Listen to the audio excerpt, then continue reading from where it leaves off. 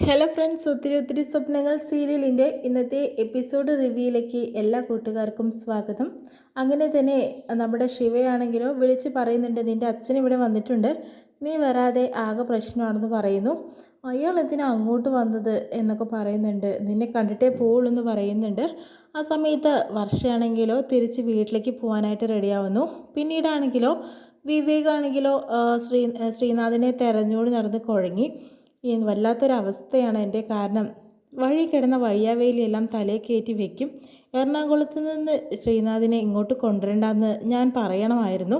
ഇപ്പം എന്തായി അവസ്ഥ? എൻ്റെ ഒരു അവസ്ഥ ഇങ്ങനെ തന്നെയാണ്. ഇവനെ ഞാൻ എവിടെ പോയിട്ടാണ് ഇനി കണ്ടുപിടിക്കേണ്ടത് എന്നൊക്കെയാണ് വിവേക് പറയുന്നത് കേട്ടോ.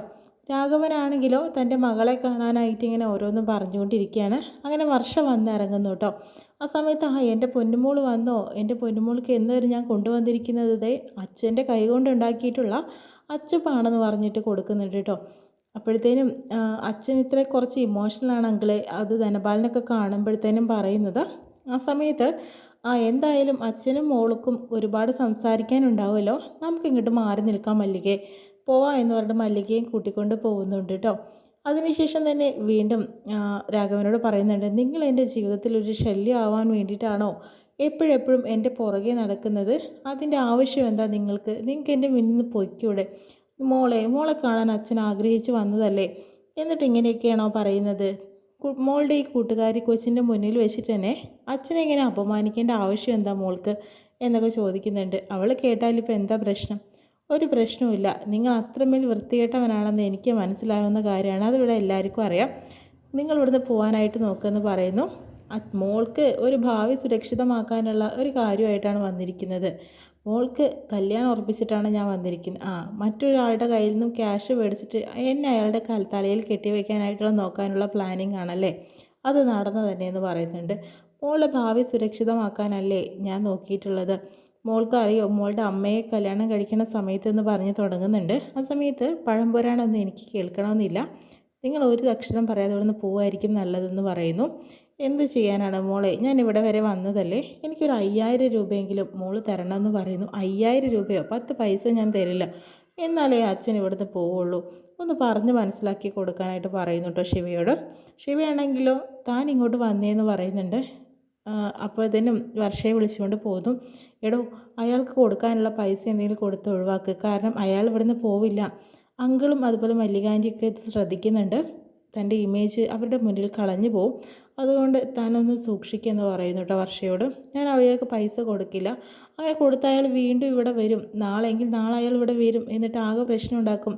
അതിനേക്കാൾ നല്ലതല്ലേ അതെന്ന് പറയുന്നു. അല്ലാതെ വേറെ രക്ഷയില്ല.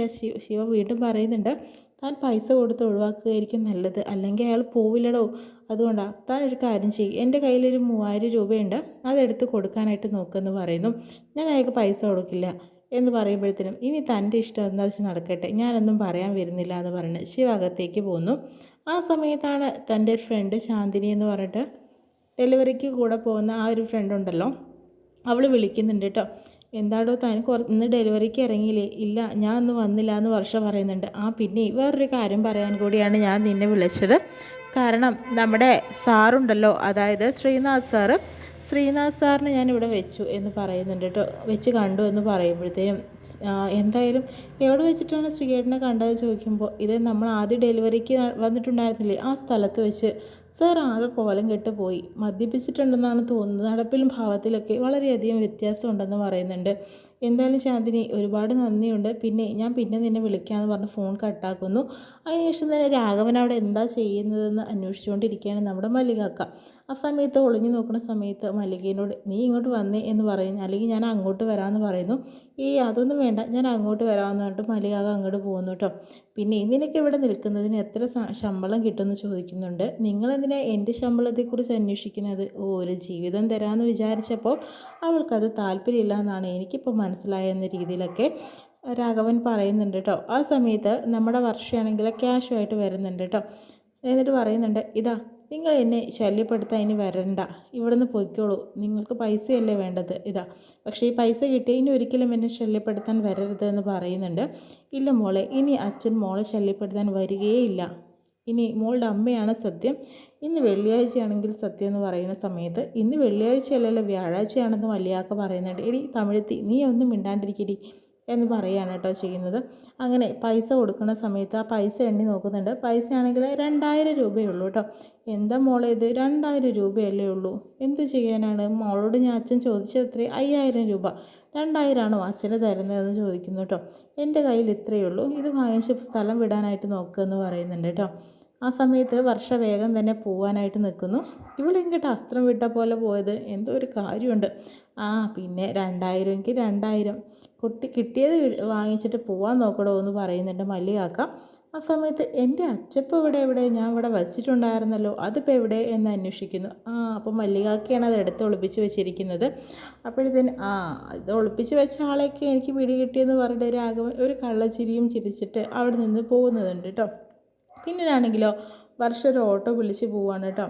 അതിനുശേഷം തന്നെ ഓട്ടോ ആണെങ്കിൽ വളരെയധികം പതുക്കെ പോകുന്നത്. നിങ്ങൾ എന്തിങ്ങനെ പതുക്കെ പോകുന്നത്, ഇവിടെ വളരെയധികം ട്രാഫിക്കും കാര്യങ്ങളൊക്കെയാണ്, പതുക്കെ പോകാൻ പറ്റുള്ളൂ പെങ്ങളെ എന്ന് പറയുന്നുണ്ട്. ഇനിയിപ്പോൾ എന്താണ് ചെയ്യേണ്ടത്, അപ്പുറത്തൂടെ പോയ വൺ വേ ആണ്, അതിലെ പോകാമെന്ന് പറയുന്നു. വൺ വേയിലൊന്നും താൻ പോകണ്ട, ഇതിൽ തന്നെ പോവാം, പെങ്ങളിങ്ങനെ പേടിക്കണ്ട, ഞാൻ പെങ്ങളെ വൺ വേയിൽ തന്നെ കൊണ്ടുപോകാം, ഒരു ടെൻഷനും ഇല്ലേ, വേണ്ടടോ എന്ന് പറയുമ്പോൾ അയാൾ സമ്മതിക്കുന്നില്ല കേട്ടോ. അയാൾ വൺ വേയിൽ കൂടെ തന്നെ പോകാനായിട്ട് നിൽക്കുന്നു. ആ സമയത്ത് പെട്ടെന്നാണെങ്കിലോ വൺ വേയിൽ പോലീസുകാരുണ്ടായിരുന്നു കേട്ടോ. ആ സമയത്ത് എന്താണ് ഇതിലെ വന്നിട്ടുള്ളായിരുന്നത്, അയ്യോ പെട്ടുപോയല്ലോ, ഞാൻ പറഞ്ഞതല്ലേ തന്നോട് ഇതിലെ വരണ്ടെന്ന് വർഷയും പറയുന്നുണ്ട്. അങ്ങനെ പോലീസുകാർ ചോദിക്കുന്നുണ്ട്, താൻ എന്തിനാണോ ഇങ്ങോട്ട് വന്നിരിക്കുന്നത് ചോദിക്കുമ്പോഴത്തേനും ഈ കൊച്ചിനോട് ഞാൻ പറഞ്ഞതാണ് വൺ വേ കൂടെ പോകണ്ടെന്ന്. അപ്പോൾ ഈ കൊച്ചിന് എവിടെയോ എത്താനുള്ള ധൃതി കാരണം പെട്ടെന്ന് പോകണമെന്ന് പറഞ്ഞതിലേക്ക് കൊണ്ടുവന്നിരിക്കുകയാണ്.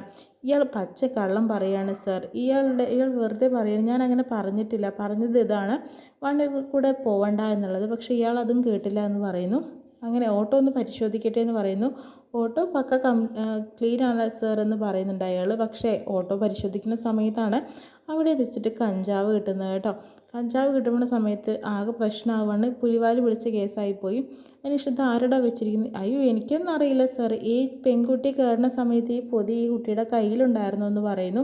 അയ്യോ ഇയാൾ പച്ച കള്ളം പറയുകയാണ് സർ, എൻ്റെ കയ്യിലൊന്നും ഉണ്ടായിരുന്നില്ല, അത്യാവശ്യം എനിക്കൊരു സ്ഥലം വരെ പോകണം, ഇയാളാണ് എന്നോട് പറഞ്ഞത് വൺ വേ കൂടെ പോവാം, അതിന് പ്രശ്നമൊന്നും ഉണ്ടാവില്ല എന്നൊക്കെ, 100 രൂപ കൂടുതൽ തരാമെന്ന് ഈ കുട്ടി എന്നോട് പറഞ്ഞതാ സർ എന്നൊക്കെ പറയുന്നു. ഞാൻ അങ്ങനെയൊന്നും പറഞ്ഞിട്ടില്ല, ഇയാൾ പച്ച കള്ളം പറയാണ്, ഇതായിട്ട് എനിക്ക് യാതൊരു തര ബന്ധവുമില്ല എന്ന് വർഷം ആണയിട്ട് പറയുന്നുണ്ട്. അതൊന്നും ഇവർ കേൾക്കാൻ നിൽക്കില്ല, എസ് ഐ സാർ വരട്ടെ എന്നിട്ട് തീരുമാനം ഉണ്ടാക്കാമെന്ന് പറയുന്നു. അങ്ങനെ എസ് ഐ സാർ വരുന്നുണ്ട്.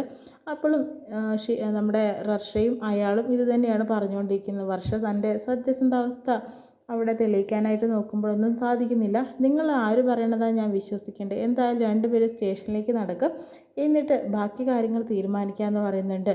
ഇതിപ്പോൾ കുരുക്കിൽ നിന്ന് കുടുക്കിലേക്ക് പോയ പോലെയാണ് അവസ്ഥ. ആകെ പ്രശ്നമായിരിക്കുകയാണ് വർഷയുടെ കാര്യത്തിൽ. വർഷയ്ക്കിപ്പോൾ ശ്രീനാഥിനെ കണ്ടെത്താൻ എത്തുന്ന സമയത്തും പ്രശ്നങ്ങൾ തന്നെയാണ്. എന്തായാലും ഇതിൻ്റെയൊക്കെ പുറകിൽ ഒരാളുണ്ടെന്നുള്ളത് കാര്യത്തിൽ വളരെയധികം വ്യക്തമാണ് കേട്ടോ. അങ്ങനെ നമുക്ക് അടുത്ത എപ്പിസോഡിൽ കാണാം കേട്ടോ.